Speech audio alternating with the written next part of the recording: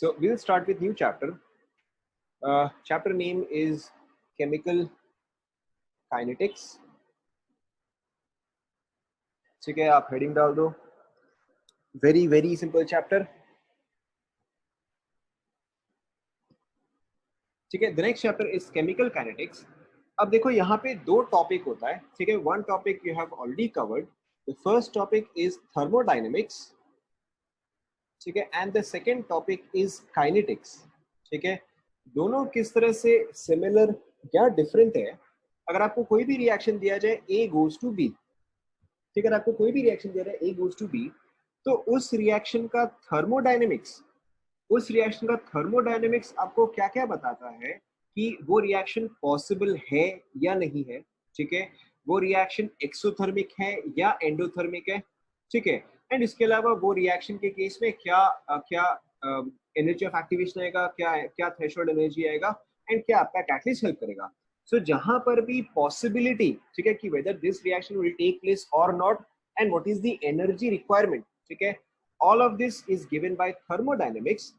The kinetics only tells you how fast, ठीक है, how fast will the reaction take place.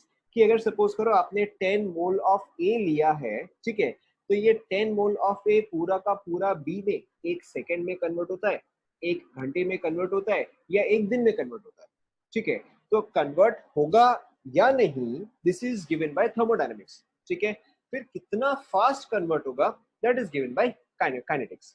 जैसे कि for example अगर मैं आपको दूं, जैसे कि फॉर एग्जांपल अगर सपोज करो कि आपके पास इस वेसल में एसिड है, ठीक है, एंड अगर आप इसमें बेस ऐड करते हो, ठीक है, अगर आप इसमें बेस ऐड करते हो तो रिएक्शन नेक्स्ट डे तक पूरा होगा, नेक्स्ट वीक तक पूरा होगा, या इंस्टेंटली पूरा होगा.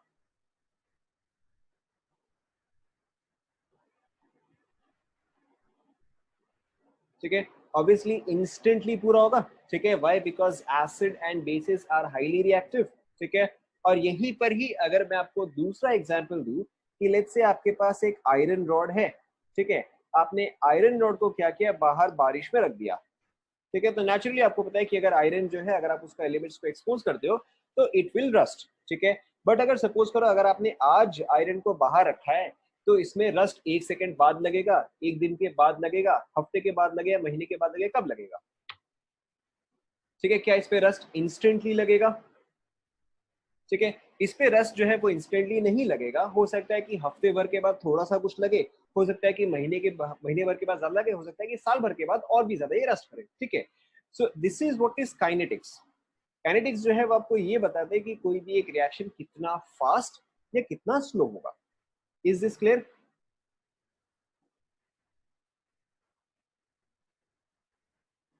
ठीक है, ओके. सो आफ्टर दिस, अब यहाँ पे देखो केमिकल काइनेटिक्स के केस पे हम कुछ टर्म्स डिफाइन करते हैं. ठीक है, the first term that we are going to define is single step reaction. ठीक है, the first term that we are going to define is single step reaction. And obviously अगर एक सिंगल स्टेप रिएक्शन है तो इसका opposite आएगा multi step reaction. ठीक है, देखो दोनों का मतलब आप इजीली समझ सकते हो. सिंगल स्टेप रिएक्शन यानी कि जब आपका रिएक्शन डायरेक्टली हो या वो एक ही स्टेप में कंप्लीट हो जाए. ठीक है, फॉर एग्जांपल अगर मैंने आपको दिया है लेट्स से A प्लस B, ठीक है, and this gets completed in a single step AB. ठीक है, तो this will be called as an SSR. ठीक है, सिंगल स्टेप रिएक्शन.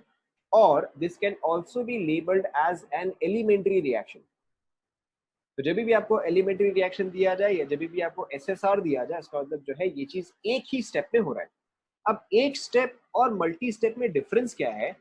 जब हमने डिस्कस किया था सरफेस केमिस्ट्री, सरफेस केमिस्ट्री में कैटलिस्ट में दो थ्योरीज था. वैसे थ्योरीज तो तीन थी बट दो थ्योरीज थी. क्या क्या थी अगर इसको ध्यान में रहे तो? A catalyst catalyzes by two main theories. The first one was adsorption theory. The second one was correct. The second one was intermediate compound theory. ठीक है, इंटरमीडिएट कंपाउंड थ्योरी में क्या हो रहा था कि अगर आपके पास A प्लस बी है एंड आप कैटलिस्ट यूज कर रहे हो तो यहाँ पे रिएक्शन जो है वो डायरेक्टली नहीं होता है. ठीक है, यहाँ पे पहले क्या होता है कि A combines with C to form AC. ठीक है, and then this AC combines with B to form AB. ठीक है, plus C, obviously plus C. ध्यान में आ रहा है सभी को? तो अब इस केस में क्या है कि here your final product is not obtained in a single step, ठीक है, and because this requires multiple steps it is called as a multi step reaction, ठीक है, और एन एमएसआर, या इसी चीज को हो सकता है आप ऐसे भी पढ़ो कि एज अ कॉम्प्लेक्स रिएक्शन, ठीक है। तो आपको सिंपली अभी के लिए क्या समझना है, एलिमेंट्री रिएक्शन यानी कि those reactions which take place in a single step, complex reactions are those reactions which take place in multiple steps. Is this clear? यहां तक आप पहले नोट कर लो। Reaction is completed in single step, लिख लो, ठीक है। यहाँ पे obviously reaction takes multiple steps,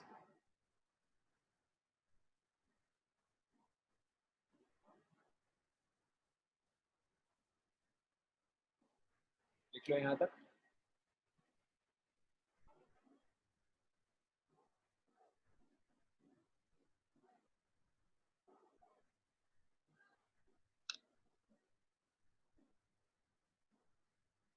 लिख लो,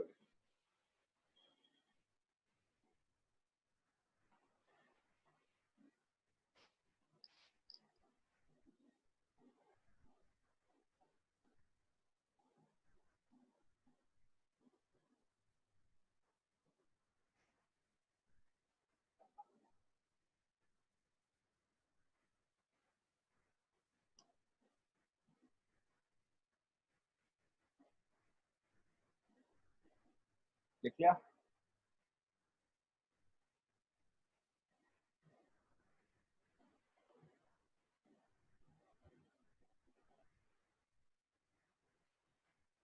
ठीक है, अगेन हमें और भी कुछ टर्म्स डिफाइन करने, ठीक है। The next term that we are defining, the next term that we are defining is called as molecularity,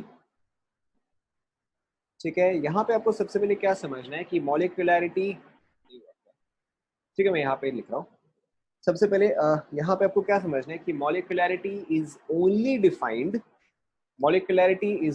defined for single step reactions or elementary reactions, ठीक है। molecularity is only defined for SSR, it is not defined for MSR.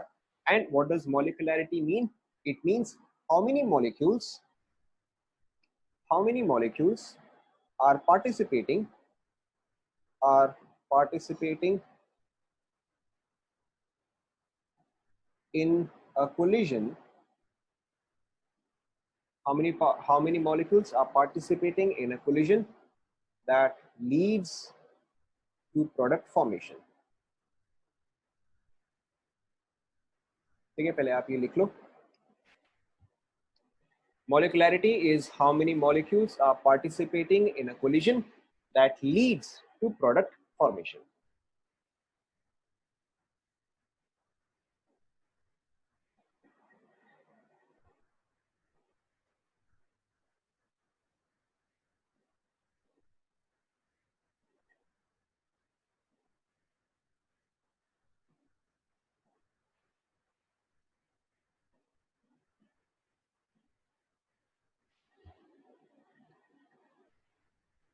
लिख लिया।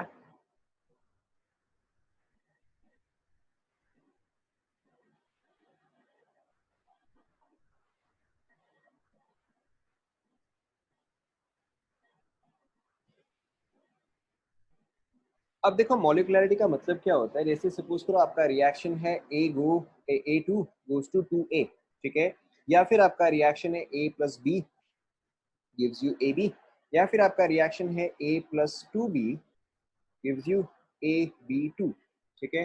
तो यहाँ पे मॉलिक्युलरिटी का मतलब क्या है कि अगर ए टू मॉलिक्यूल, ठीक है, अगर ए टू मॉलिक्यूल खुद से ही ब्रेक कर जाता है, ठीक है, अगर A2 molecule for whatever reason breaks by itself to give you A and A, तो यहाँ पे कितने molecules reactants, ठीक है, यहाँ पे कितने molecules थे जिन्होंने की आपको प्रोडक्ट फॉर्मेशन दिया या जिन्होंने की कोलिशन के बाद आपको प्रोडक्ट दिया। So in this case only one molecule of A2 was required to give you products. So in this particular reaction the value of molecularity would be 1, ठीक है। आप पहले एग्जांपल देखो, in this case molecularity would be 1, why? Because only one molecule is needed to give you products, ठीक है। In the second case, in the second reaction A has to collide with B, ठीक है, जब तक A और B collide नहीं करेगा तब तक जो है product formation is not possible. So in this case, how many molecules are colliding? 2. So in this case, your molecularity will be equal to 2. ठीक है, next यहाँ पे आप देखो, ठीक है, A plus 2B gives you AB2. In this case, obviously A जो है वो एक B के साथ और उसके अलावा एक और B के साथ भी collide कर रहा है, ठीक है. So in this case, the molecularity should be, in this case, the molecularity is 3. ठीक है. अब देखो, इससे पहले कि हम इसमें आगे बढ़े, सपोज करो कि अगर मैं आपको ऑप्शन देता, आपको ये बताना है कि इसके चांस हाई है या लो है, ठीक है, इतना बताना है कि इसके चांसेस जो है वो हाई है या लो है. तो अगर सपोज करो यहाँ पे एक वॉल है, ठीक है, एक कार जाके इस वॉल से भिड़ जाए, ठीक है, या एक कार रैंडमली जाके किसी भी वॉल से बढ़े, किसी भी पेड़ से बढ़े, इसके चांसेस क्या है, हाई है या लो है. मतलब अगर एक एक्सीडेंट होता है, ठीक है, तो a car colliding with a wall is high और low. Of course it is high, ठीक है. आप इसको ऐसे भी समझो कि आपके पास एक वेसल के अंदर मॉलिक्यूल्स जो है वो कंटिन्यूअसली इन मोशन है, ठीक है, तो ये मॉलिक्यूल जो ऑब्वियसली वो तो वॉल के साथ कोलाइड करेगा ही करेगा, ठीक है. तो the chances of one molecule colliding is very high, ठीक है. ओके, अगेन अगर एक एक्सीडेंट होता है तो दो कार्स आपस में भिड़े, ठीक है, इसके चांसेस हाई है या लो है, ठीक है, ऑब्वियसली अगेन हाई है. दो कार्स एक साथ भिड़े, इसके चांसेस जो है वो हाई है कि ये दोनों कार्स जो है वो एक साथ के साथ ही कोलाइड करें. तो this is obviously the case where A plus B is happening, ठीक है. अच्छा, चलो मैं आपको फिर नेक्स्ट ऑप्शन देता हूँ. तीन कार एक साथ कोलाइड करे, ठीक है, एंड चार कार एक साथ कोलाइड करे, एक साथ मतलब कि exactly at the same time, ठीक है. पहले हम ये ना डिस्कस करते हैं. अब इसके चांसेस हाई है या लो है, ठीक है. अब इसके चांसेस जो है वो लो होते जा रहे हैं. उसी तरह से अगर आप इसके चांसेस अब अगर आप देखोगे तो इसके चांसेस जो है वो और भी लो होते रहेंगे. तो जितना ज्यादा मॉलिक्यूलैरिटी आप इंक्रीज करते जाओगे, ठीक है, जितना ज्यादा मॉलिक्यूलैरिटी आप इंक्रीज करते रहोगे उतने ही चांसेस जो है वो डिक्रीज होंगे. देखो, कोलिजन होगा, ठीक है, कोलिजन होगा, बट वहां पे कंडीशन क्या है, सक्सेसफुल कोलिजन और collision which leads to product formation, ठीक है. तो जो आपका रिएक्शन है कि A plus B gives you AB, तो अगर यहाँ पे आप A अगर चार B के साथ भी एक साथ कोलाइड करेगा तो भी ये जो है ये प्रोडक्टिव नहीं है, ठीक है. क्यों? क्योंकि प्रोडक्टिव होने के लिए उसको सिर्फ एक ही B चाहिए. समझ में आ रहा है ना. तो we only count those collisions which lead to product formation, ठीक है. एंड उसके अलावा अगर आप बहुत सारे, अगर आप मल्टी पार्टिसिपेंट्स लेते हो कि भाई एक पार्टिकल इज सिंपल, ये तो हमेशा होगा, दो पार्टिकल ऑल्सो सिंपल, इसके भी चांसेस हाई है, बट तीन एक साथ कोलाइड करे या चार एक साथ कोलाइड करे या 15 एक साथ कोलाइड करे, उसके चांसेस जो है वो बहुत ही डिक्रीज होते जाते हैं. Is this clear? ठीक है. तो मॉलिक्यूलरिटी के कॉमन वैल्यूज क्या क्या होने चाहिए? कॉमन वैल्यूज जो आप जनरली ऑब्जर्व करोगे क्या क्या होने चाहिए बताओ. ठीक है, एक तो 1 होगा, ठीक है, एक तो 2 होगा, एंड मैक्सिमम क्या हो सकता है, 3 हो सकता है, ठीक है. So in this case what you have to write is molecularity के केस में द वैल्यूज पॉसिबल आर 1, 2, ठीक है, and in very rare cases 3. 3 के ऊपर जो है that has not been practically observe. It is not impossible, ठीक है, but it has not been practically observe. तो अब इसके आगे आप यहाँ पे एक और सेंटेंस लिखो कि molecularity above 3 has never been practically observed and the common values are 1, 2 and 3.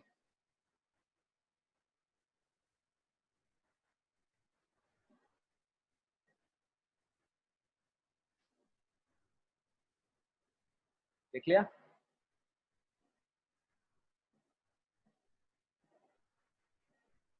Molecularity above 3 has never been practically observed and the common values are 1, 2, 3. ठीक है. अच्छा, एक क्वेश्चन है, क्या मॉलिक्यूलरिटी का वैल्यू -1 हो सकता है?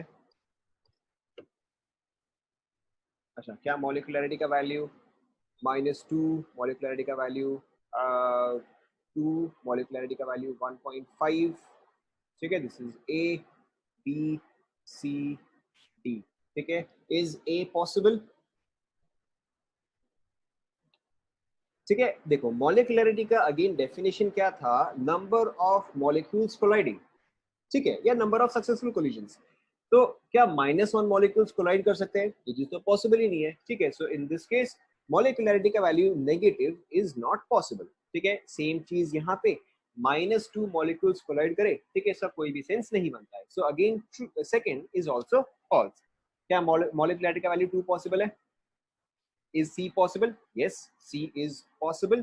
ठीक है. क्या डी पॉसिबल है?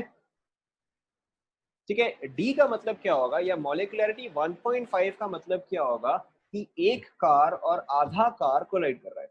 ठीक है. This does not make any sense, क्योंकि मॉलिक्यूल्स जो है वो as half of a molecule exist नहीं करता है. ठीक है. So in this case also this is not possible. So molecularity can not be negative. ठीक है. अच्छा, मॉलिक्युलरिटी 0 हो सकता है क्या? मॉलिक्युलरिटी 0 हो सकता है क्या? मॉलिक्युलरिटी 0 का मतलब 0 मॉलिक्यूल्स आर कोलाइडिंग. अगेन इसका भी कोई सेंस नहीं. अगर आपके पास कोई मॉलिक्यूल प्रेजेंट ही नहीं है तो फिर वो कोलाइड किससे करेगा? ठीक है. So 0 is also not possible. So molecularity negative is not possible, 0 also not possible. ठीक है. 1 2 3. ठीक है. कई बार आपको क्वेश्चन में ये दिया जाएगा, ठीक है, कई बार आपको क्वेश्चन में ये दिया जाएगा कि मॉलिक्युलरिटी इज इक्वल टू 4, पॉसिबल और नॉट. ठीक है. तो आप इसको नो ही बोलोगे. ठीक है. Molecularity 4 is not possible, molecularity 5 is not possible. The only values possible are 1 2 and 3. ठीक है. अगेन डिपेंड करता है कि आपके ऑप्शंस क्या है. Is this clear?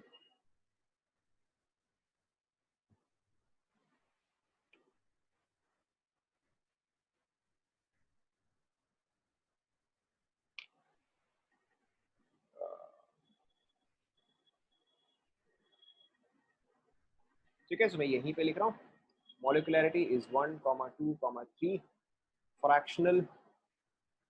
ठीक है. और नेगेटिव और 0 और अबव 4. ठीक है. यार अगर अबव 3 ही ले लेते हैं, above 3 not possible.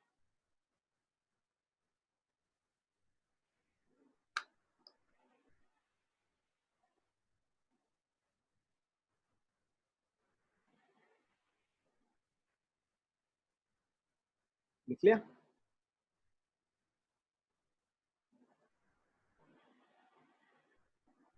सभी ने यहाँ तक लिख लिया? ठीक है. इसके बाद फिर हम नेक्स्ट टर्म डिफाइन करते हैं कॉल्ड एज ऑर्डर. ठीक है. पहले आप ये लिख लो, उसके बाद मैं आपको इसका मतलब समझाता हूँ. Now order of a reaction. ठीक है. Order of a reaction is the sum of powers of concentration terms. पहले आप ये लिख लो, order of a reaction is the sum of powers of concentration terms in rate law. पहले आप ये लिख लो.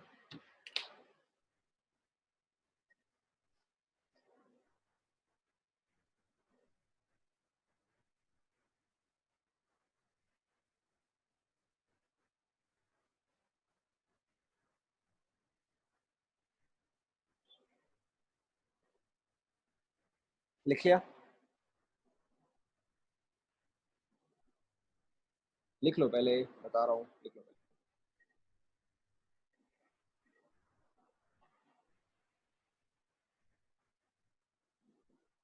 सभी ने? ओके. ठीक है. तो अगर सपोज करो कॉन्सेंट्रेशन टर्म्स, कौन नहीं है, कॉन्सेंट्रेशन.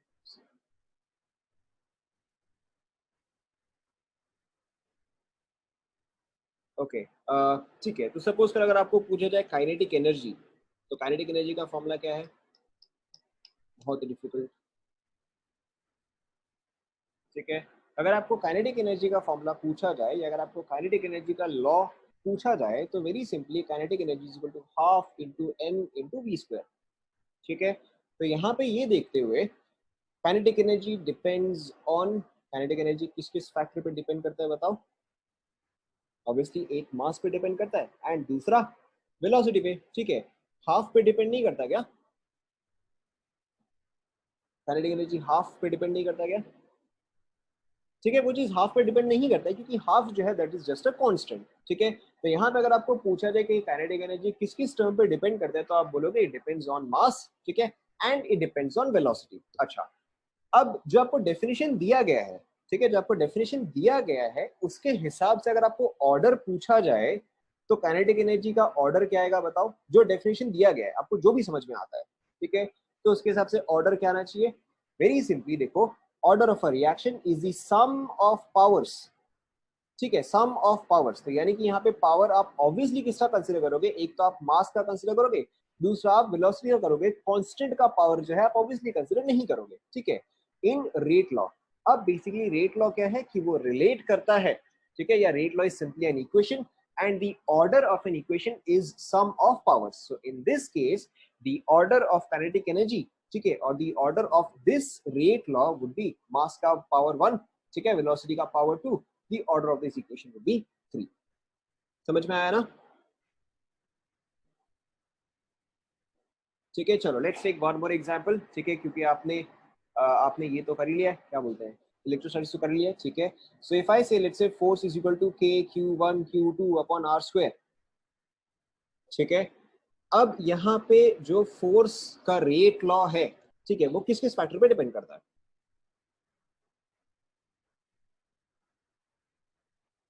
ठीक है, correct, it depends on charge, ठीक है, it depends on charge 1, it depends on charge 2, ठीक है, and it depends on r, ठीक है।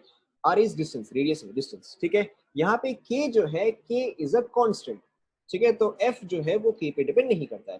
तो अगर आपको इस पर्टिकुलर चीज का ऑर्डर निकालना होगा तो क्या आएगा बताओ?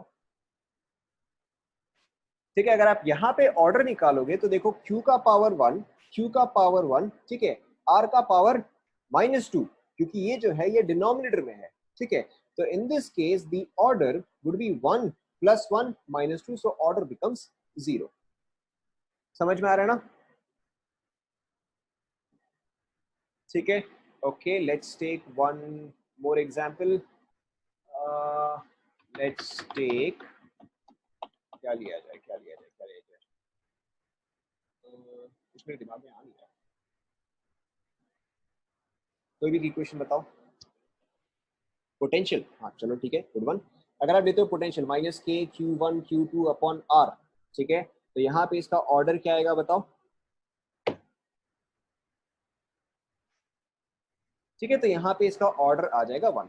तो वैसे ये तो सारे फिजिक्स के टर्म्स थे, बट केमिस्ट्री में भी इसका मीनिंग जो है एग्जैक्टली सेम ही है कि order of any rate law is sum of its powers, ठीक है। तो अब इन केस ऑफ केमिस्ट्री आप ऑर्डर रिप्रेजेंट कैसे करते हो? ठीक है, डेफिनेशन लिख लेना सभी ने, डेफिनेशन लिख लेना,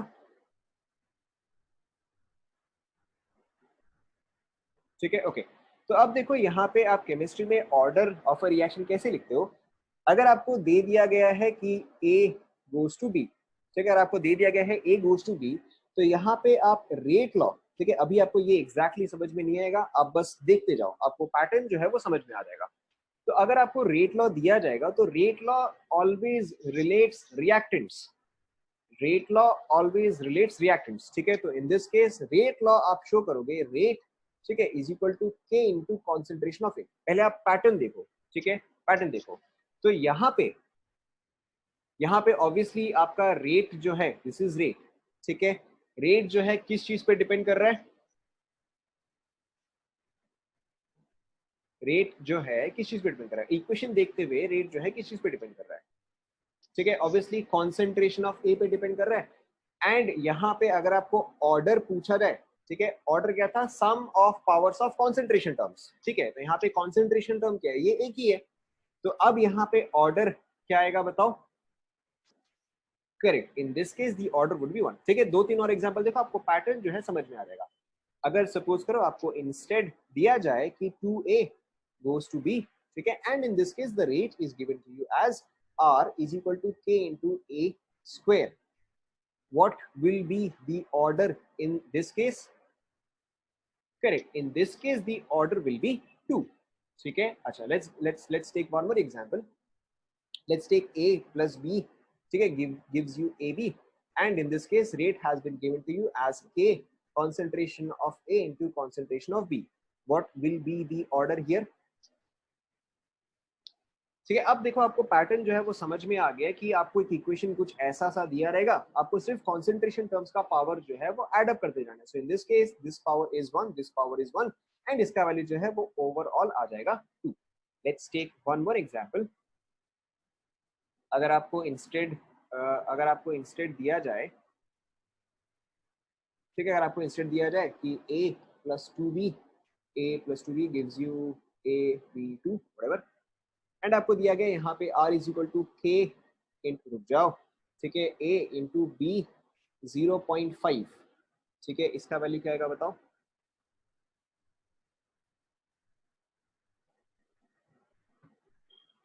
ठीक है, अब यहाँ पे ऑर्डर जो है वो आपका आएगा, यहाँ पे है 1, यहाँ पे है 0.5, तो यहाँ पे आपका ऑर्डर जो है वो आएगा 1.5। लेकिन यहाँ पर जो आपका स्टोइकियोमेट्री है, पहले वाले एग्जांपल से आपको लगा होगा कि जो भी स्टोइकियोमेट्री है वो वैल्यू हम डायरेक्टली डाल रहे हैं, ठीक है। बट यहाँ पे अगर आप देखोगे कि जो ऑर्डर है, ठीक है, यहाँ पे 1, यहाँ पे 0.5, वो जो है वो स्टोइकियोमेट्री को फॉलो नहीं कर रहा है। तो यहाँ पे आपको एक बहुत ही इंपॉर्टेंट पॉइंट ध्यान में रखना है कि ऑर्डर, ठीक है, order is an experimental quantity. Order हमेशा एक्सपेरिमेंट से ही आता है। This is never equal to, ठीक है, या this is not equal to जो भी आपको स्टोइकियोमेट्री गिवन है, हमेशा एक्सपेरिमेंट से ही आता है, ठीक है। So order is not equal to stoichiometry, it is always an experimentally determined data. however however if order is equal to stoichiometry, ठीक है, ये आपको ध्यान में रहा, स्टोइकियोमेट्रिक कोफिशिएंट, ये चीज हमने मोल कॉन्सेप्ट में क्या था, n बाय स्टोइकियोमेट्रिक कोफिशिएंट, ध्यान में आ रहा है, ठीक है। तो if order is equal to stoichiometric coefficient, तो वो आपको क्या इंफॉर्मेशन दे रहा है कि it is a single step reaction, ठीक है, ये चीज आप लिख लो। Order is an experimentally determined quantity, order is an experimentally determined quantity,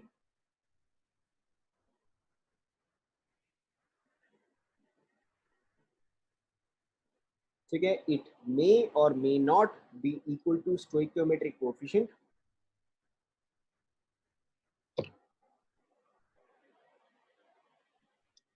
order is an experimentally determined quantity, it may or may not be equal to stoichiometric coefficient. If order is equal to stoichiometric coefficient, if order is equal to stoichiometric coefficient, then it is a single step reaction, single step या फिर elementary reaction,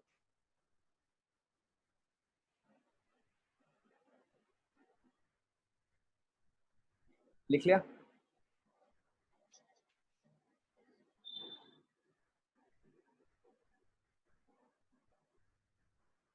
ठीक है, so let's try an example. Suppose करो कि आपको दिया जाए कि a plus 2b gives you product, ठीक है, एंड अगर मैंने आपको ये इंफॉर्मेशन दे दिया है, अगर मैंने आपको इंफॉर्मेशन दे दिया है कि this is a single step reaction, ये इंफॉर्मेशन मैंने आपको दे दिया है, ठीक है, तो अब आप रेट का इक्वेशन कैसे लिखोगे बताओ। पहले पहले आप रेट का इक्वेशन कैसे लिखोगे, k इंटू, आप खुद ट्राई करो, ठीक है, correct, k into A into B and इसका स्क्वायर, ठीक है, यहाँ पे आएगा इसका स्क्वायर। अब अब अगर आपको पूछा जाए कि what is the order, words पे आप ध्यान दो, ठीक है, वर्ड्स पे आप ध्यान दो, अगर आपको पूछा जाए कि what is the order of reaction, ठीक है, तो आप क्या बोलोगे, 1 + 2 दैट इज इक्वल टू 3, तो order of the reaction is 3। Words पे ध्यान दो, अगर आपको पूछा जाए कि what is the order of reaction with respect to A, order of reaction with respect to A, तो फिर क्या आएगा बताओ। ठीक है, order of reaction with respect to A का मतलब क्या होता है कि ए का क्या पावर है, ठीक है, तो यहाँ पे ए का पावर इज 1, तो order of the reaction with respect to A is 1। अब आप दूसरा इजीली बता सकते हो, what is the order of reaction with respect to B, क्या आ जाएगा बताओ, order of reaction with respect to B will be 2, ठीक है, यहाँ तक आप कंप्लीट कर लो पहले।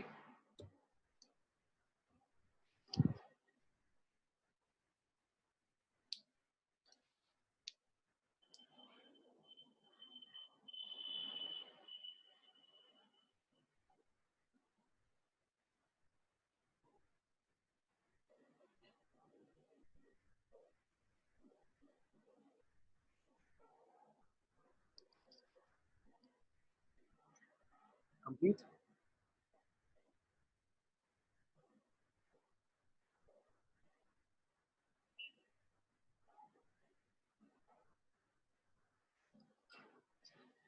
ठीक है. So let's take another example.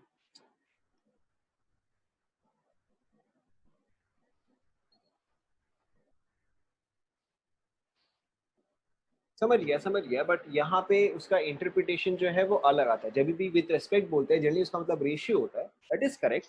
But यहाँ पे ऑर्डर का मतलब पावर है. जैसे कि हम बोलते हैं ऑर्डर ऑफ मैग्नीट्यूड. तो जब आप ऑर्डर ऑफ मैग्नीट्यूड बोलते हो तो उसका मतलब क्या होता है? 10 का पावर ही तो होता है ना. तो यहाँ पर भी ऑर्डर जो है उसका मतलब वही है. यहाँ पे ऑर्डर जो है दैट इज, यहाँ पे उसका पावर, उसका मतलब जो है वो पावर सा. ठीक है. तो order of reaction with respect to A यानी कि ए का पावर. ठीक है. So let's take another example. अगर सपोज करो आपको दिया जाए कि some reaction A plus 2B plus C whatever, ठीक है, gives you product.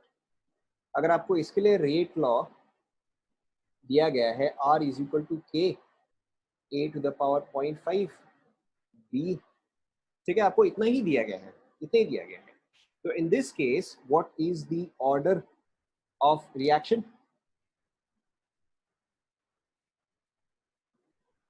Correct. In this case the order of the reaction would be 1.5. ठीक है. अगर आपको यहाँ पे पूछा जाए कि what is the order of reaction with respect to A, तो क्या आएगा बताओ? With respect to A. ठीक है. अगर आपको मांगा जाए order of reaction with respect to A तो इट विल बी 0.5. ठीक है. अगर आपको यहाँ पे पूछा जाए what is the order of reaction with respect to B तो क्या आएगा बताओ? Correct. Order of reaction with respect to B is 1. Order of reaction with respect to C, with respect to C, correct. यहाँ पे आप इस चीज को ऐसे समझ सकते हो कि this is C to the power 0, क्योंकि सी टू द पावर 0 क्या आ जाएगा? 1 आ जाएगा.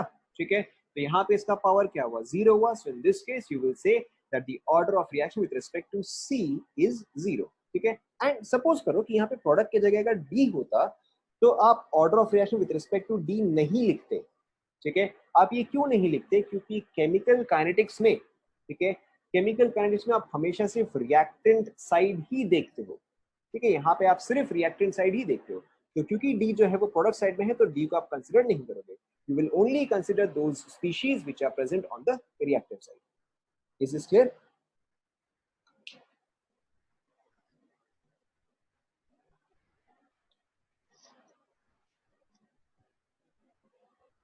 ठीक है. फिर इसके आगे आप इसके आगे एक और सेंटेंस लिख लो वहीं पे जहां पे आप molecularity, yes yes, with respect to यानी कि रिएक्टेंट का पावर. करेक्ट. ठीक है. अच्छा, यहाँ पे अब आप एक और पॉइंट मेंशन कर लो. अब जहां पे आपका मॉलिक्यूलरिटी था, मॉलिक्यूलरिटी के केस में the possibilities are only 1 2 and 3. ठीक है. But in case of order, in case of order any real value is possible. ठीक है. in case of order the value can be negative, the value can be 0, the value can be positive and the value can also be fractional. ठीक है. ये चीज आप mention कर लो. कई बार आपको पूछा जाएगा what are the two differences between molecularity and order. ठीक है. तो फर्स्ट डिफरेंस आपका यही हुआ कि मॉलिक्यूलरिटी के वैल्यूज फिक्स्ड है, फिर ऑर्डर का वैल्यू जो है वो कुछ भी हो सकता है. ठीक है. उसके अलावा अगर आपको पूछा जाए व्हाट इज अनदर डिफरेंस तो आप उसके लिए ये बोलोगे कि molecularity is only defined for single step reactions. ठीक है.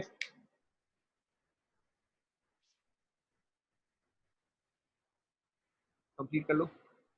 Order can be positive, negative, zero, fractional. Order का वैल्यू कुछ भी हो सकता है and it is experimentally determined.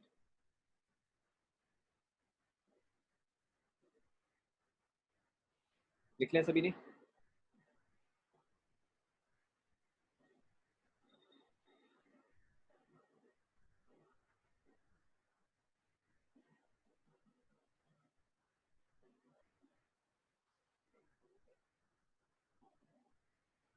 Okay. सो अब हम एक एंटायरली डिफरेंट चीज डिस्कस करते हैं. अब यहाँ पे देखो एक्चुअल में रेट किस तरह से आता है या आप रेट मेजर कैसे करते हो.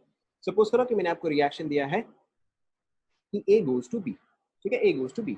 आपके पास इनिशियली B जो है वो 0 है. आपके पास इनिशियली A जो है वो लेट्स से 5 मोल्स है. ठीक है. इनिशियली A जो है वो 5 मोल्स है. तो अगर सपोज करो कि A जो है वो पूरा 5 का 5 कंज्यूम हो जाता है तो B कितना प्रोड्यूस होगा? स्टोइकियोमेट्री यही है. ठीक है. तो B कितना प्रोड्यूस होगा? ऑब्वियसली B जो है B आपका 5 ही प्रोड्यूस होगा क्योंकि रेशियो जो है 1:1 है. So finally the amount of A left is 0. And finally the amount of B is 5, ठीक है। एंड अगर सपोज करो कि ये रिएक्शन जो है, ये रिएक्शन जो है अगर इसको लगता है 1 आवर, अगर ये रिएक्शन जो है वो 1 घंटे में पूरा होता है, तो ऐसे केस में आप रेट ऑफ रिएक्शन, ठीक है, ऐसे केस में आप रेट ऑफ रिएक्शन क्या बोलोगे, डिपेंड करता है, ठीक है, डिपेंड करता है कि आप ए के पर्सपेक्टिव से बोलो या बी के पर्सपेक्टिव से बोलो। डिफरेंस कहाँ आएगा देखो, आपको आगे समझ में आएगा। तो अगर मैं ए के हिसाब से बोलूं, ठीक है, तो ए कितना कंज्यूम हुआ, ए 5 कंज्यूम हुआ, कितने देर में कंज्यूम हुआ, 1 घंटे में कंज्यूम हुआ, ठीक है। तो ए का रेट क्या आएगा, -5 मोल पर आवर, ये आएगा, ठीक है। ए किस स्पीड से रिएक्ट कर रहा है या ए किस स्पीड से कंज्यूम हो रहा है, तो ए आ जाएगा -5 mole per hour, why, because A is being consume, ठीक है, या ए का क्वांटिटी जो है वो डिक्रीज कर रहा है। यहीं पे अगर आपको बी का पूछा जाए तो फिर आप क्या बोलोगे बताओ, correct, in case of B, since B is being produced, ठीक है, तो यहाँ पे क्या रहेगा, यहाँ पे आ रहेगा +5 मोल्स पर आवर, ठीक है।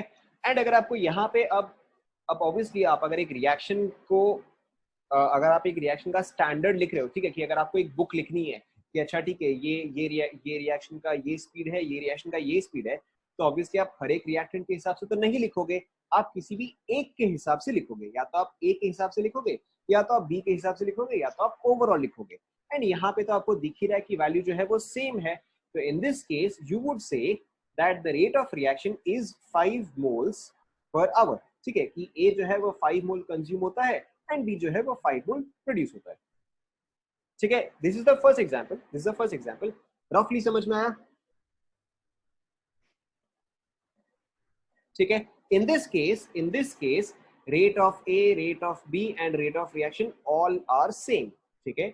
बट लेट्स से अगर मैं इसको चेंज करता हूं, ठीक है, लेट्स से अगर मैं इसको चेंज करता हूं to give you, let's say you have a goes to 2b, ठीक है, let's say you have a goes to 2b, initially 5, initially 0, -5 0, यहाँ पे क्या वैल्यू आएगा बताओ, हाउ मच इज प्रोड्यूस्ड, ठीक है। अब यहाँ पे जो है, यहाँ पे 10 प्रोड्यूस है, तो यहाँ पे फाइनली कितना रहेगा, यहाँ पे 10 आ जाएगा, ठीक है। And let's say that this reaction takes place in 1 hour, ठीक है। अब देखो सारे वैल्यूज कैसे डिफरेंट आएंगे, अगर आप rate of reaction with respect to A लिखते हो तो फिर क्या आएगा बताओ, करेक्ट, अगर आप rate of reaction with respect to A लिखते हो तो ये आएगा -5 मोल पर आवर, ठीक है। अगर आप rate of reaction with respect to B लिखते हो तो फिर क्या आएगा, ठीक है, यहाँ पर तो आ जाएगा +10 मोल पर आवर, ठीक है। पिछले वाले केस में क्या था कि ए बी सेम आया, बी भी सेम आया, तो आप क्या बोलोगे कि अच्छा ठीक है, पिछले वाले केस में तो रेट ऑफ रिएक्शन आप कोई सा भी वैल्यू लो, दोनों केस में बराबर ही आया। लेकिन अब तो इस केस में तो वैल्यू अलग अलग आए, यहाँ पे एक का वैल्यू -5 आया, एक का वैल्यू मतलब एक का वैल्यू 5 आया, एक का वैल्यू 10 आया। तो ऐसे केस में अब आप रेट ऑफ रिएक्शन किसको लोगे, हो सकता है अगर आप ए लोगे तो वैल्यू जो है अलग आएगा, कोई और बोलेगा कि भाई प्रोडक्ट ज्यादा इंपॉर्टेंट है तो मैं तो प्रोडक्ट का वैल्यू लूंगा, ठीक है। तो ऐसे केस में रेट ऑफ रिएक्शन जो है उसको आपको फिक्स करना पड़ेगा कि रेट ऑफ रिएक्शन आप किस हिसाब से लोगे, ठीक है। So in this case rate of reaction अब हम कैसे डिफाइन करते हैं, this is defined as D of A by D T, ठीक है। This is change in A with respect to time, देखो आपने वही लिखा है, ए कितना चेंज हुआ, 5 चेंज हुआ इन 1 आवर, ठीक है। तो अब आप इसको डिफाइन कैसे करते हो, D A by D T 1 by A, ठीक है। यहाँ पे a जो है that is stoichiometric coefficient, so in case of capital A what is the stoichiometric coefficient, correct, in this case the value is 1, ठीक है। अच्छा, अब सपोज करो अगर आपको b के लिए डिफाइन करना है, जैसे आपने a के लिए डिफाइन किया वैसे ही b के लिए आएगा, तो रेट ऑफ रिएक्शन, तो रेट ऑफ रिएक्शन अगर आप b से रिलेट कर रहे हो, ठीक है, तो वो क्या आएगा बताओ, this will be D B by D T, and यहाँ पे क्या आ जाएगा 1 बाय, जैसे यहाँ पे 1 बाय ए आया फॉर ए, यहाँ पे क्या आ जाएगा 1 बाय बी आ जाएगा, ठीक है। And in this case the value of B is, in this case the value of B is, correct, in this case the value of B is 2। तो अब देखो, अब अगर आप वैल्यूज डालते हो, ठीक है, अब देखो अगर आप वैल्यूज डालते हो तो देखो कैसे सेम आता है यहाँ पे, ठीक है। यहाँ पे देखो क्या आएगा, -5 डिवाइडेड बाई 1, ये क्या आया, -5 आया, यहाँ पे अगर आप वैल्यू डालोगे दिस इज +10 डिवाइडेड बाय 2, अब यहाँ भी वैल्यू क्या आया +5 आया, ठीक है। सो हम रेट ऑफ रिएक्शन, ठीक है, डिफरेंस समझो। इन फर्स्ट केस हम निकाल रहे हैं कि ए किस स्पीड से कंज्यूम हो रहा है। इन द सेकेंड केस हम निकाल रहे हैं कि बी किस स्पीड से प्रोड्यूस हो रहा है। अभी तक हम इंडिविजुअल डिस्कस कर रहे हैं कि ए इंडिविजुअल, बी इंडिविजुअल। अब ये जो है ये हम ओवरऑल देख रहे हैं कि पूरा रिएक्शन किस स्पीड से प्रोसीड कर रहा है, ठीक है। तो अब देखो यहाँ पर भी -5 आया, यहाँ पर भी आपका +5 आया, ठीक है। तो अब यहाँ पे वैल्यू जो है सेम आया। तो अब आप रेट ऑफ रिएक्शन क्या बोलोगे? अब आपका रेट ऑफ रिएक्शन का वैल्यू क्या आएगा बताओ? ठीक है, अब आपका रेट ऑफ रिएक्शन का वैल्यू जो है वो आ जाएगा 5, ठीक है। Will take one more example.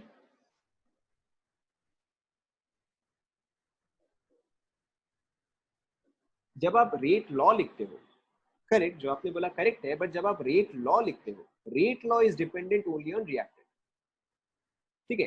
Rate of reaction and rate law अलग अलग चीज है। रेट ऑफ रिएक्शन, ठीक है, एंड रेट लॉ अलग अलग चीज है,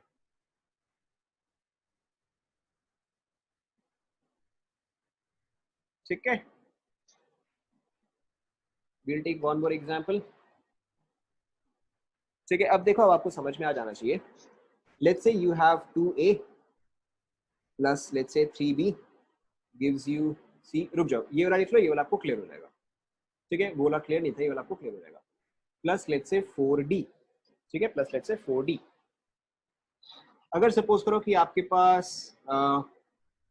पास है ये लेट्स से मैं आपको एक ही वैल्यू दे रहा हूँ, ठीक है। लेट्स से दिस इज -10, ठीक है।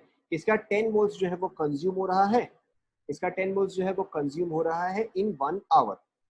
10 moles is being consumed in 1 hour। अब आपको सब कुछ खुद से लिखना है।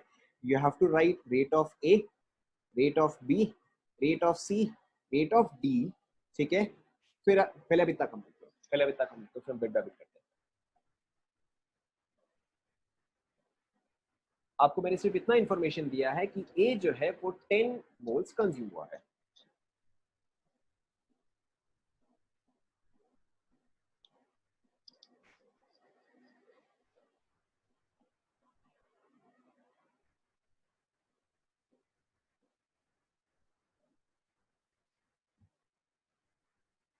अच्छा, अगर A 10 जा रहा है तो B कितना जाएगा बताओ? करेक्ट, -15। C कितना प्रोड्यूस होगा? करेक्ट, +5 एंड D कितना प्रोड्यूस होगा? +20, ठीक है। आपको इतना ही जरूरत है, आपको इनिशियल फाइनल नहीं चाहिए, क्योंकि हम यहाँ पे चेंज ही निकाल रहे हैं, ठीक है। सो अब अगर आप यहाँ पे वैल्यू निकालोगे, what is the rate of reaction with respect to A, या रेट ए का रेट क्या आएगा बताओ? ए का ओवरऑल नहीं, ए का, ठीक है। तो A is being consumed, A is being consumed at the rate of 10 moles per hour, या फिर आप बोलोगे -10 मोल्स पर आवर, ठीक है। बी के लिए आप क्या बोलोगे? Correct, in case of B it is -15 moles per hour, ठीक है। इन केस ऑफ सी आप क्या बोलोगे?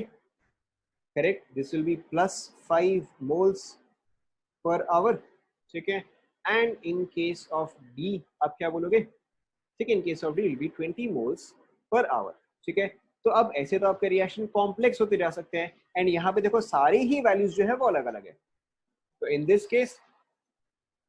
Case how do you define rate of reaction? ठीक है, पहले आप देख लो, अब देखो, अब आप रेट ऑफ रिएक्शन कैसे डिफाइन करते हो? With respect to each component, ठीक है। So rate of reaction overall, this is overall, ठीक है।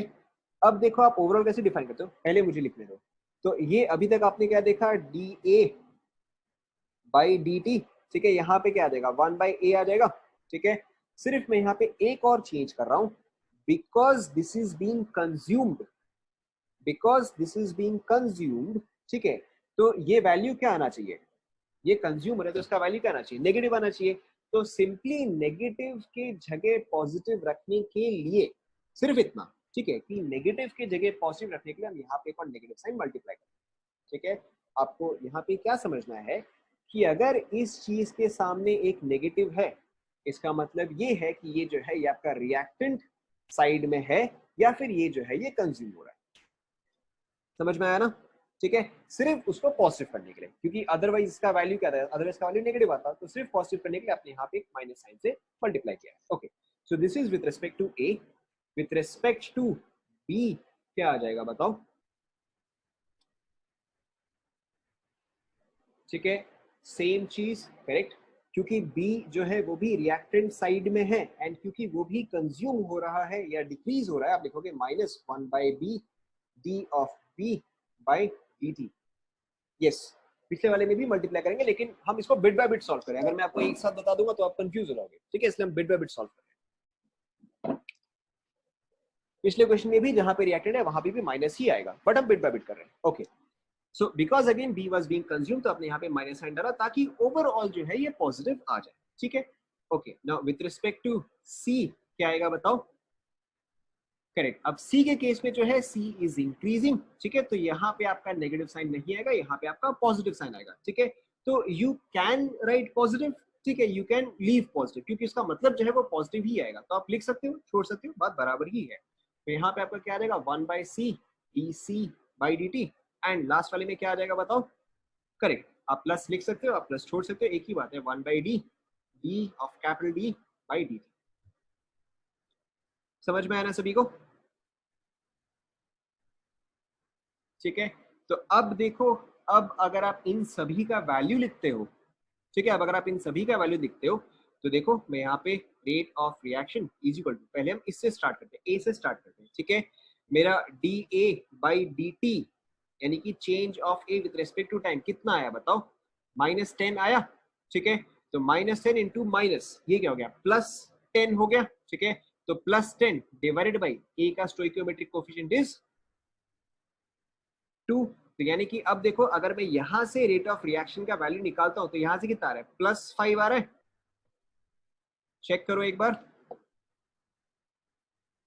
+5 आ रहा है। वैसे ही अब आप बाकी सबका वैल्यू निकालो, देखो क्या आ रहा है।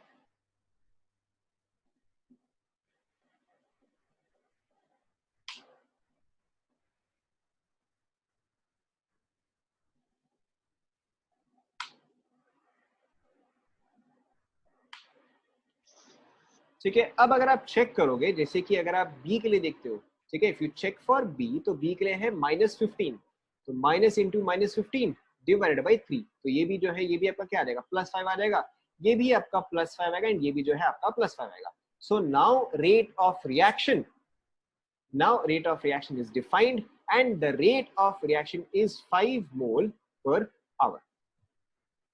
सभी को क्लियर हुआ?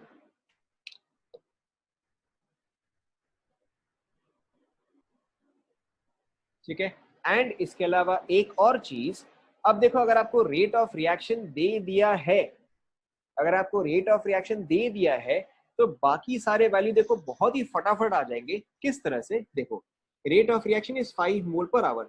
अब आप सिंपली स्टोइकियोमेट्री से मल्टीप्लाई करते जाओ, तो ए के केस में 5 इंटू 2 देखो 10 आ जाएगा। ठीक है, 5 इंटू 3 15 आ जाएगा। ठीक है, एंड ऑब्वियसली क्योंकि ये आपका रिएक्टेंट साइड है, तो यहाँ पे जो है नेगेटिव साइन भी आएगा। ठीक है, अच्छा, सी देखो, 5 इंटू 1 तो +5 मोल्स पर आवर। ठीक है, एंड 5 इंटू 4 ये आपका आ जाएगा 20 moles per our. Is this clear?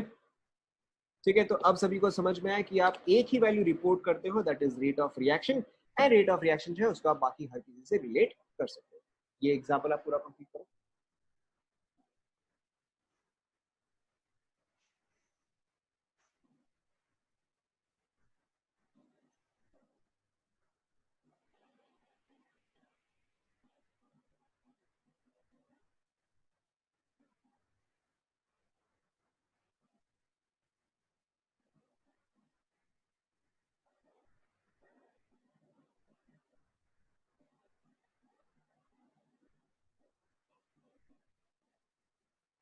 कुछ नहीं, मल्टीप्लाई वाला पार्ट जो है वो मैं ये बता रहा था कि अगर आपको रेट ऑफ रिएक्शन ओवरऑल अगर आपको रेट ऑफ रिएक्शन दे दिया गया है तो बाकी सबका वैल्यू आप बहुत इजीली निकाल सकते हो, simply multiply by stoichiometric coefficient.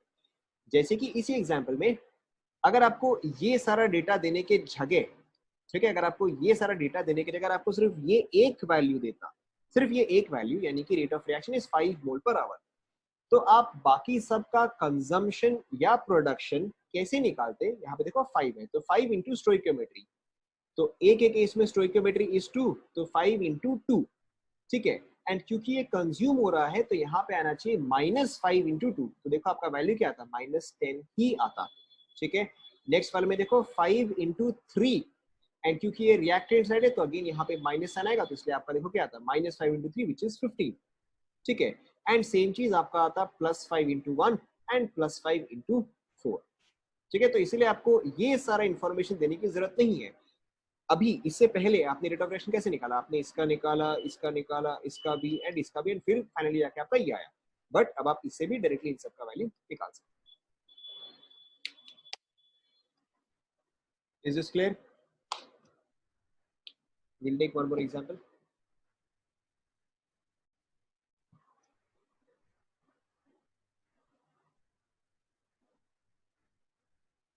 Yes, rate of reaction जो है वो हमेशा पॉजिटिव में ही आप रिपोर्ट करें।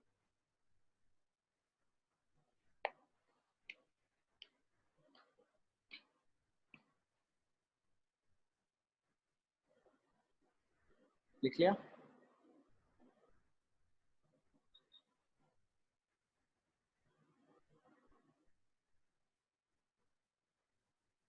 Let's take one more example. Suppose करो कि अगर आपको रिएक्शन दिया जाए, let's say 2N2O5 gives you 2NO2 plus O2 arranged है, यहाँ पे 4 आएगा, ठीक है। अब अगर सपोज करो मैंने आपको सिर्फ इतना इंफॉर्मेशन दिया है कि रेट ऑफ रिएक्शन, ठीक है, मैंने आपको सिर्फ इतना इंफॉर्मेशन दिया कि rate of reaction is 2 moles per hour, ठीक है। आपको अब क्या क्या बताना है, what is the rate of N2O5, ठीक है, what is the rate of NO2 and what is the rate of O2, बताओ।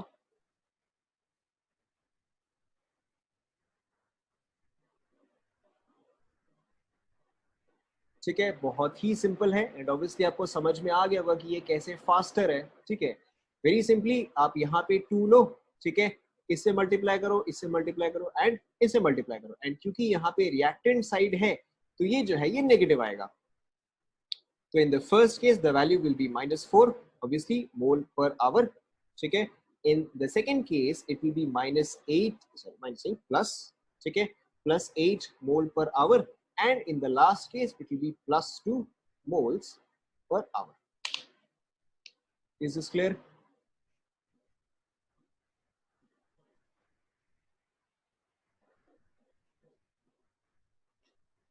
ठीक है, ओके, लिख लिया, लिख लो, कंप्लीट कर लो।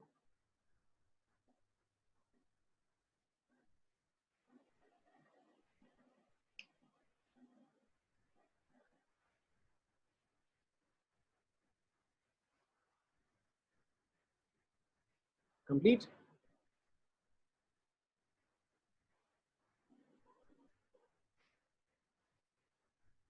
कंप्लीट ना? Okay, next example. अब ये वाला आप खुद से पूरा करो, ठीक है, ये वाला आप खुद से पूरा करो। N2 + 3H2 gives you 2NH3, ठीक है। मैं आपको यहाँ पे सिर्फ एक चीज का वैल्यू दे रहा हूँ कि R of NH3, ठीक है, कि R of NH3 is equal to let's say +100 moles per hour, ठीक है। आपको क्या क्या निकालना है, आपको निकालना है R of N2, R of H2 and rate of reaction, ठीक है। ऑब्वियसली आप इसका इक्वेशन भी रिलेट करो, ठीक है, कि rate of reaction is minus जो भी, ठीक है, जो हमने इक्वेशन लिखा था आपको वो भी लिखना है, माइनस प्लस साइन कौन बोलेगा?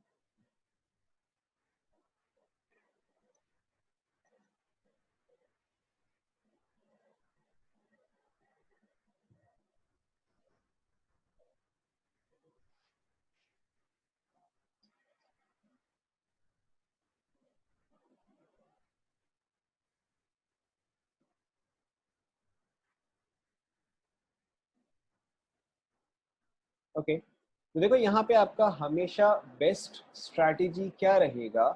Your best strategy is always to first find out what is the rate of reaction. This will always be your best strategy. ठीक है, तो यहाँ पे पहले आप ये वैल्यू निकालो. ठीक है, we can first write down all the values. यहाँ पे का -1/1 d of n2 by dt which is equal to -1/3 d of h2 by dt which is equal to +1/2 d of nh3 by dt. ये equation आएगा, एक बार आप check करो. ठीक है, तो यानी कि अब मेरे पास यहाँ से वैल्यू आ जाएगा. ठीक है, यहाँ से मेरे पास रेट ऑफ रिएक्शन का वैल्यू जो आएगा दैट इज 50. ठीक है, अब देखो बाकी तो निकालना इजी है, तो 50 इंटू 1 यहाँ पे आ जाएगा -50 एंड यहाँ पे 50 इंटू 3 यहाँ पे आ जाएगा -1. Is this clear? ठीक है, एंड वन फाइनल मॉडिफिकेशन. ठीक है, वन फाइनल मॉडिफिकेशन. ठीक है, अब जो आप एक्चुअल में जैसे कि हमने रेट लिखा, तो रेट क्या था? K into concentration of A था. ठीक है, it was not moles of A, it was concentration of A. So finally जो आपका रेट ऑफ रिएक्शन, ठीक है, या जो आप रेट ऑफ A या जो आप रेट ऑफ B लिखते हो, वो आप हमेशा लिखते हो विथ रेस्पेक्ट टू कॉन्सेंट्रेशन. ठीक है, तो देखो सपोज करो अगर आपको रिएक्शन दिया गया है कि A times A plus B times B gives C times C plus D times D. ठीक है, तो ऐसे केस में जो आपका एक्चुअल एंड फाइनल, ठीक है, एक्चुअल एंड फाइनल जो आपका रेट ऑफ रिएक्शन है वो आप कैसे लिखते हो? This is equal to -1/A E concentration of A by dt. हमने सिर्फ dA बाई dt लिखा था. अब जो आपका फाइनल वैल्यू है that is -D of concentration of A by dt is equal to -1/B dB concentration by dt is equal to +1/C d concentration of C by dt is equal to +1/D by. ठीक है, ये जो है ये आपका final and actual form है. ठीक है, जब भी आप रेट लिखते हो, अब आप इसके आगे मोल पर सेकेंड के जगह आप मोलैरिटी पर सेकेंड लिखोगे. ठीक है, या मोलर पर सेकेंड लिखोगे, या मोलर पर मिनट, या मोलर पर टाइम. ठीक है, ये चीज आप कंप्लीट कर लो. This is your final equation. अब और इसमें मॉडिफिकेशन नहीं है.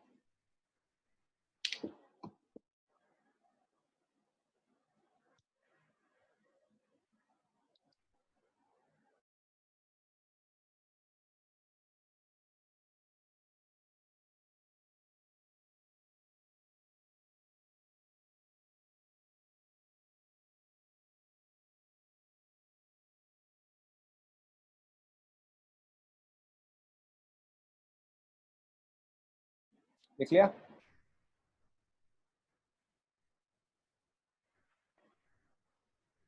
इसके अलावा अगेन कुछ टर्म्स हमें डिफाइन करने.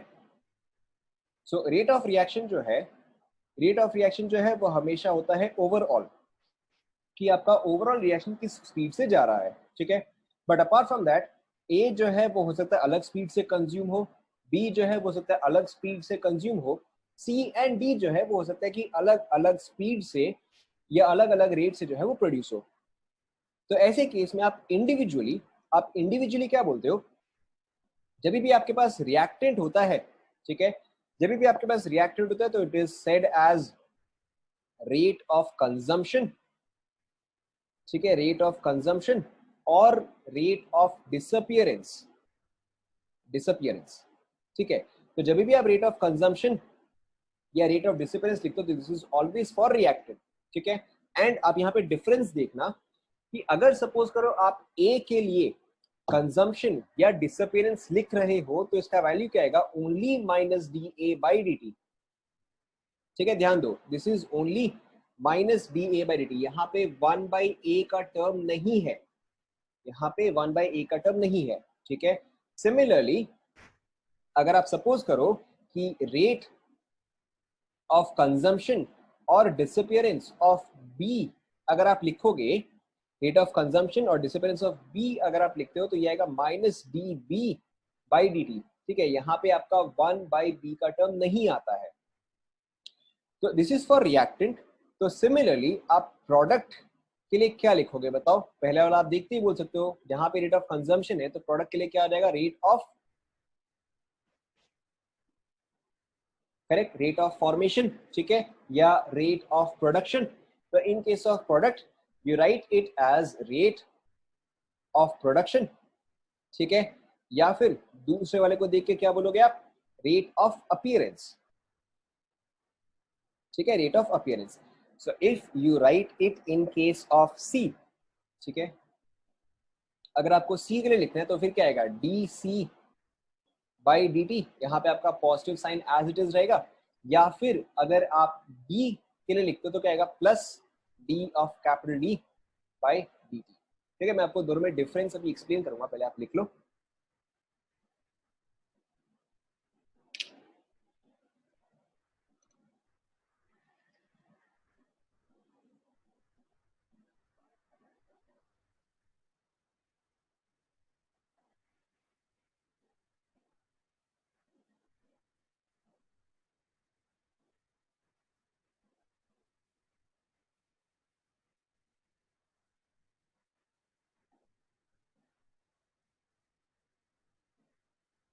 लिख लिया क्या? अब देखो दोनों में डिफरेंस क्या है, जैसे कि अगर हम पीछे कोई भी एक एग्जाम्पल देखें, सपोज करो अगर हम एग्जाम्पल देखते हैं, चलो ठीक है, ये वाला एग्जाम्पल हुआ, ठीक है, लेट्स टेक दिस एग्जाम्पल। अब देखो यहाँ पे क्या है? NH3, ठीक है, हम बिट बाय बिट करते हैं। NH3 जो है वो रिएक्टेंट है या प्रोडक्ट है? NH3 जो है वो रिएक्टेंट है या प्रोडक्ट है? ऑब्वियसली प्रोडक्ट है। तो प्रोडक्ट के लिए आप कौन कौन से टर्म लिखोगे? Disappearance, consumption, production, appearance. Product के लिए आप कौन कौन से टर्म्स लिखोगे? ठीक है, पहला टर्म जो है वो आएगा अपीयरेंस, या फिर एक तो अपीयरेंस पॉसिबल है, या फिर दो मैंने बोला ना, एक तो अपीयरेंस एंड दूसरा इज प्रोडक्ट के लिए आप क्या क्या लिखते हो?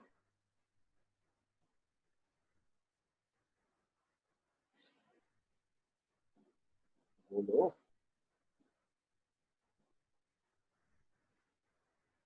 रिएक्टेंट के लिए था कंजम्पशन एंड डिसअपियरेंस, ठीक है। प्रोडक्ट प्रोडक्ट के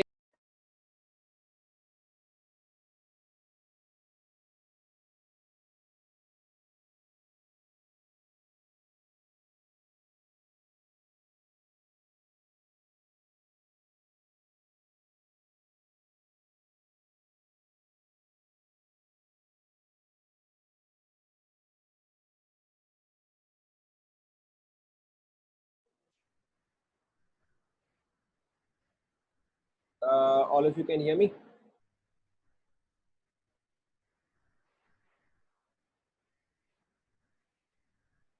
अच्छा, we'll just wait for everyone to come.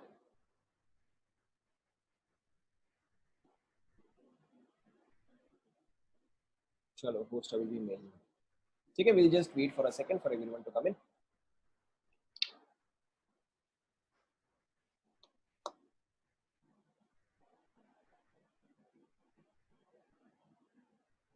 Okay, so I think everyone is back. ठीक है, सबको सुनाई दे रहा है ना? ओके, सो कंटिन्यूइंग। तो अब NH3 जो है, NH3 आपका प्रोडक्ट है, तो since this is a product तो इस केस में या तो आप लिखोगे रेट ऑफ प्रोडक्शन, ठीक है, या तो फिर आप लिखोगे रेट ऑफ अपीयरेंस। तो यहाँ पे आप क्या लिखोगे कि रेट ऑफ अपीयरेंस और rate of production of NH3 is 100 mole per hour, ठीक है। या फिर अगर आप लिखोगे, जैसे कि अगर आप N2 के लिए लिखते हो, तो N2 जो है ये तो रिएक्टेंट है, तो इसके लिए या तो आप कंजम्पशन लिखोगे या तो आप डिसअपीयरेंस लिखोगे, ठीक है। So in case of N2 the rate of consumption of N2, ठीक है, और the rate of disappearance of N2 is 50 moles per hour, ठीक है। एंड अगर आप H2 के लिए लिखोगे तो in this case the rate of consumption और डिसअपीयरेंस ऑफ H2 इज 150, ठीक है। तो rate of consumption, appearance, disappearance, production, ये सब जो है ये एक पर्टिकुलर के लिए होता है, ठीक है। दिस मे और मे नॉट, दिस मे और may not be equal to the rate of reaction. Difference समझ में आया ना सभी को?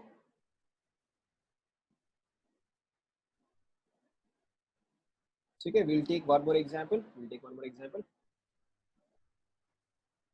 तो देखो जैसे आपको यहाँ पे था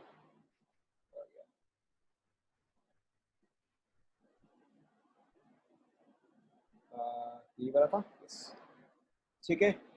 तो अब जैसे ये वाला इक्वेशन है कि rate of reaction is 1/a dA/dt, तो सिर्फ ये वाला टर्म जो है, ठीक है, ये वाला टर्म एंड माइनस साइन, सिर्फ ये वाला term and minus sign, this is rate of disappearance of A, ठीक है।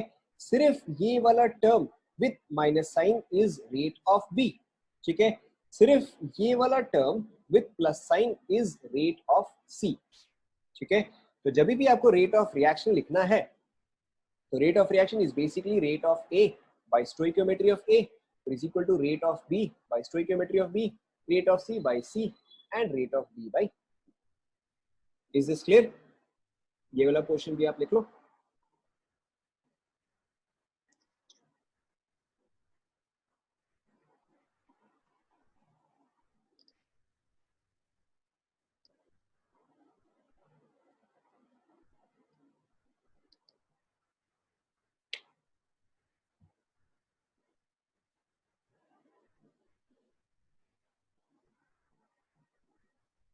लिख लिया?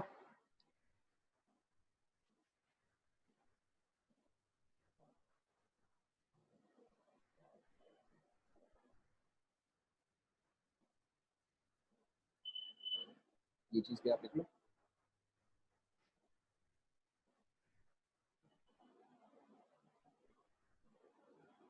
ठीक है, बस क्लैरिफिकेशन के लिए।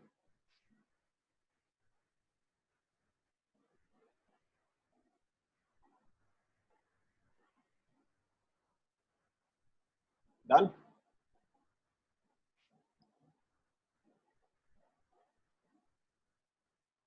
ठीक है, let's try an example. Let's say you have chlorine plus fluorine gives you ClF3, this should be 3, तो यहाँ पे आएगा 2, बैलेंस्ड है, 6 2, ठीक है, बैलेंस्ड है, ठीक है। अब मैंने आपको क्या इन्फॉर्मेशन दिया है? The only information that I have given you is rate of fluorine. yes yes yes yes, उसमें सिर्फ जो आपका स्टोइकियोमेट्रिक कोफिशिएंट है वो एक्स्ट्रा आता है, ठीक है। सो लेट्स से मैंने आपको दे दिया गया है, मैं ये भी नहीं बोलूँ, ठीक है, आपको दे दिया गया है कि rate of consumption of fluorine is equal to 5 molar per second. अब ये मोल्स नहीं है, ये मोलर है, ठीक है। इस 5 मोल्स पर सेकेंड आपको क्या क्या निकालना है? आपको निकालना है rate of consumption of chlorine. अच्छा 5 अच्छा वाले, मैं इसको 6 कर रहा हूँ, ठीक है, मैं इसको 6 कर रहा हूँ।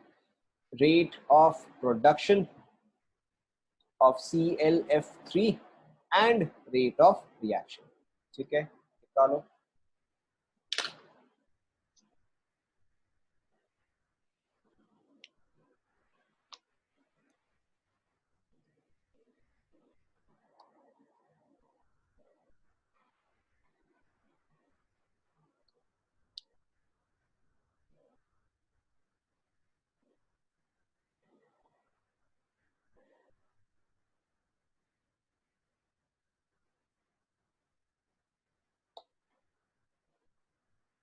तो यहाँ पे माइनस है, ठीक है। हालांकि रेट ऑफ कंजम्पशन माइनस डालो एक ही बात है, समझ में आ रहा है, ठीक है।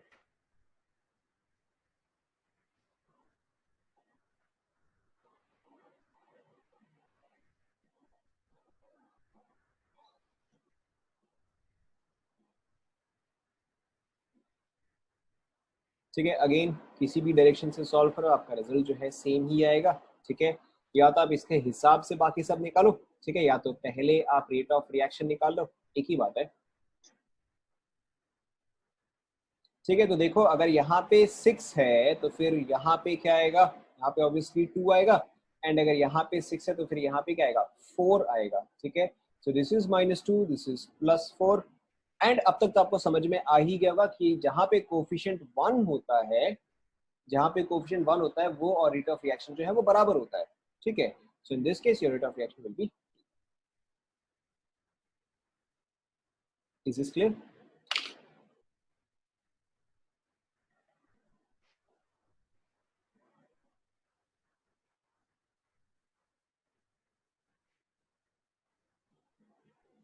देख लिया सभी ने?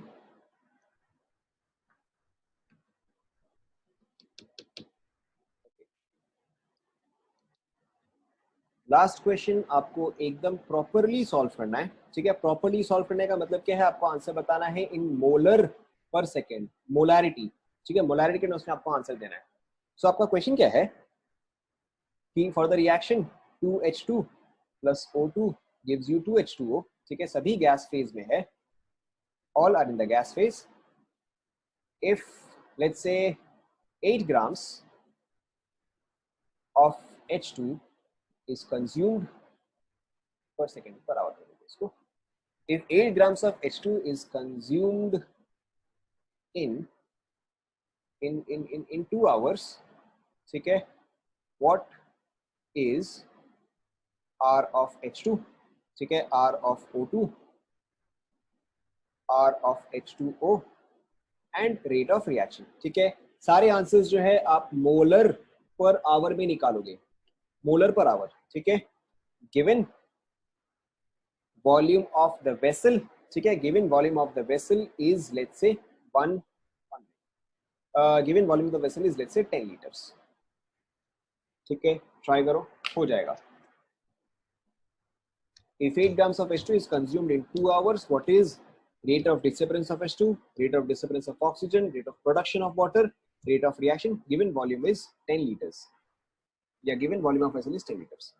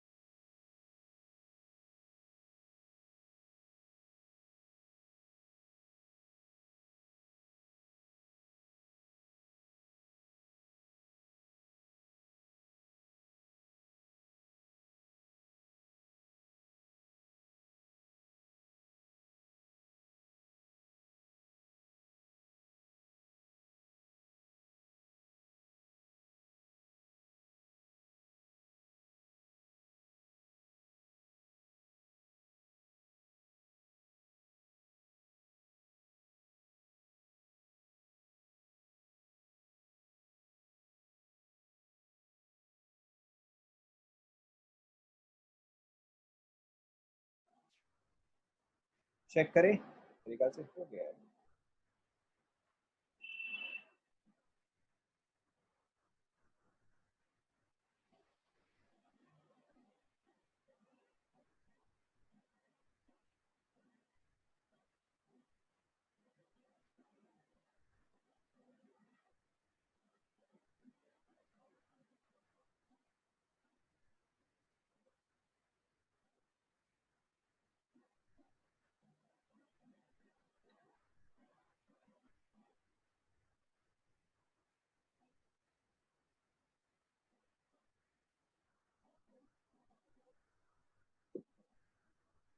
आप नेगेटिव साइन रख सकते हो, नेगेटिव साइन छोड़ सकते हो, चलेगा, ठीक है? डिपेंड करता है, आपको ऑप्शन देख के समझ में आ जाएगा। अगर आपको सिर्फ रेट वर्ड यूज किया है तो फिर आप नेगेटिव साइन ऐड करो, लेकिन अगर आपको रेट ऑफ कंजम्पशन बोल दिया है तो फिर आप नेगेटिव साइन छोड़ सकते हो, डिपेंड करता है।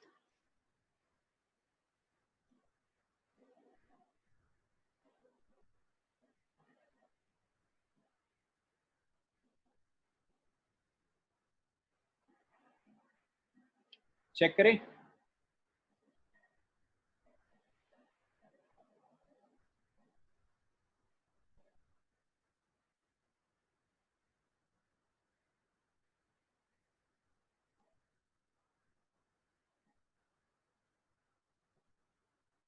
जितने भी रिएक्शन होते हैं सारे कोलिजन से ही होते हैं। Products are form because the reactants are colliding.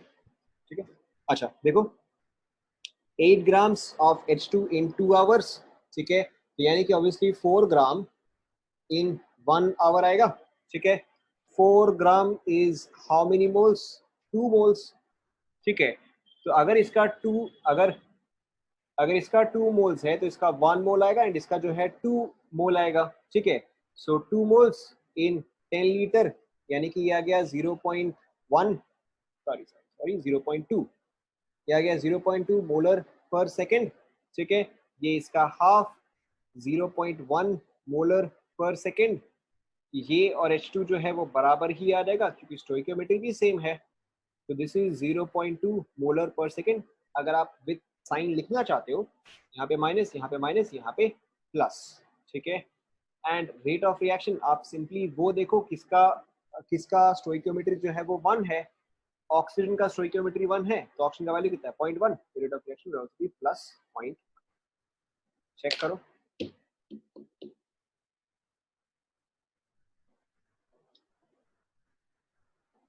सभी को समझ में आया ना?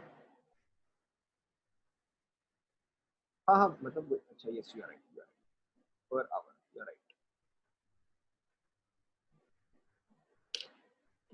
सभी को समझ में आया? ठीक है, सो विल स्टॉप हियर।